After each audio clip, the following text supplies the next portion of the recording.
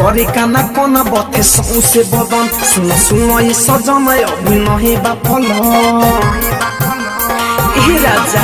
कमा करे काना कोना बथे सौसे बदन सुन सुन ये सजन अभिनय बापल गीत के देहिया के कोई देल चोखा चोखा चोखा अरे हमारा बुझाला कि पिछला जन्म में रला करे जाऊ बोका अरे हमारा बुझाला कि पिछला जन्म में रला करे जाऊ बोका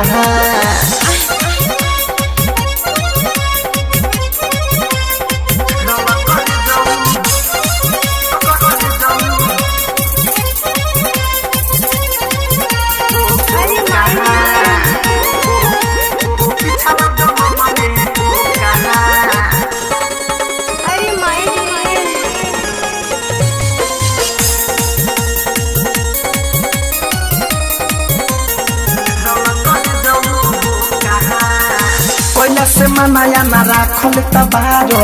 अभिले पिया अपना दत सुधार पहले से मनाया ना राखल तबारो अभिले पिया अपना दत सुधार के महीना में धोखा धोखा धोखा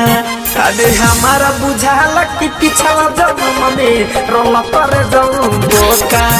अरे हमारा बुझाला कि पिछला जन्म में रोला ये भतरू बोका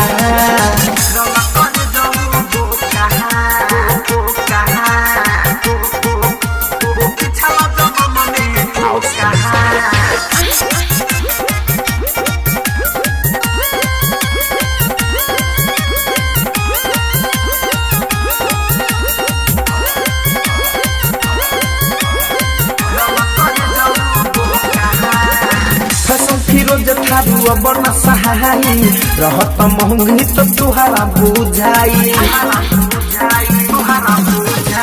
फैशन फिरोज थारू बना सहाई रहत महंगी तो तुहरा बुझाई कि करब धड़कन धनंजय बोले खोखा खोखा खोखा कि अरे हमारा बुझाला कि पिछला जन्म में रला करे जाऊ बोका